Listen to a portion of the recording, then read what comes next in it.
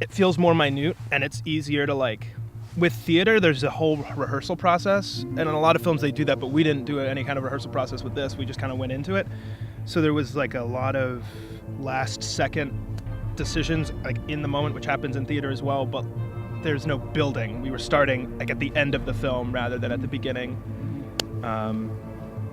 So it feels weird to shoot not only things out of order, but not like it's not one thing to the next to the next. Right. It's all kind of jumbled up and then spliced together.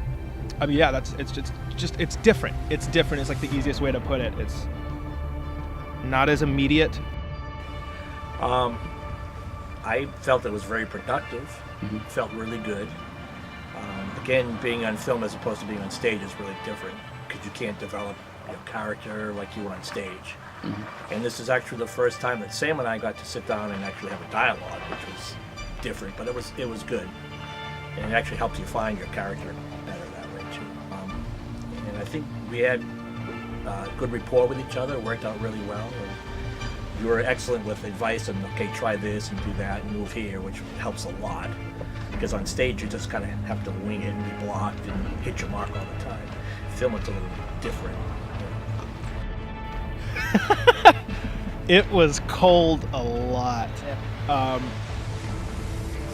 And I think there were a lot of days it was like unexpectedly cold.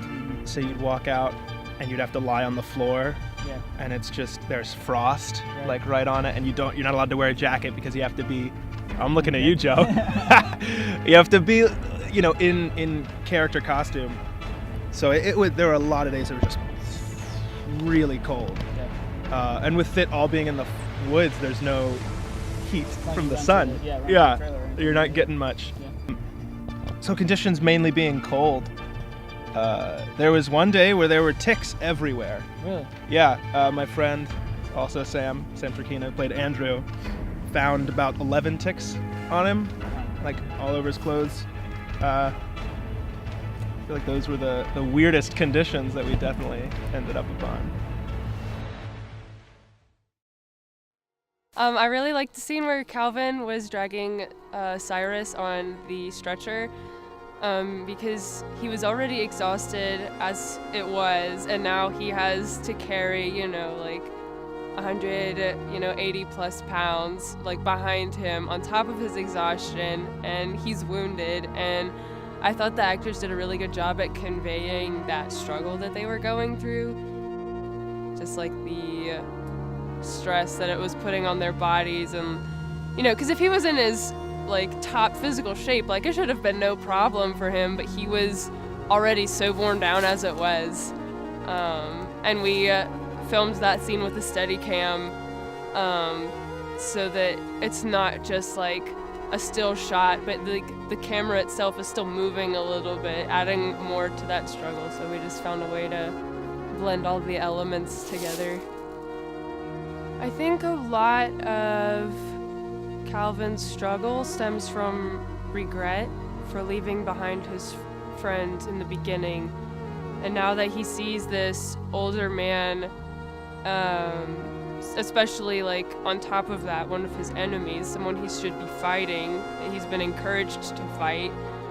I think just having that regret from that initial decision he made to leave behind his friend is now drawing out a sense of compassion, or now he feels pity on these people because he doesn't want to make that same mistake again.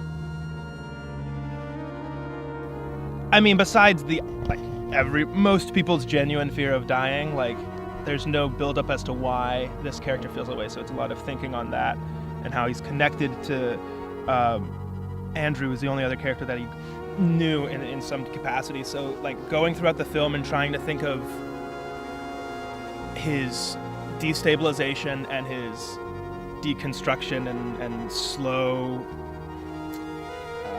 demise, just crumbling as a character. And something that I wanted to think on and really work with was he sees this monster throughout almost the entirety of the film, and how does that affect him to the end? I feel like there's a certain point that you see something and it's here again. A character's broken. Just really thinking on how not only is the wound affecting him, but the monster affecting his mental state and his experience of watching most people he's been able to get close to in the final moments of his life die. I think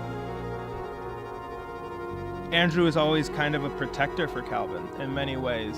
You know, we were talking about they've known each other since childhood, grew up together in a capacity, and Calvin having this quality of timidness, like Andrew being almost a foil to that, the antithesis of, and kind of protecting Calvin from others and from life itself. And so I think Calvin didn't want to leave his friend to go fight a war, so he was like, I'm gonna do it. And that I think affected him more than anyone expects, like war to affect someone.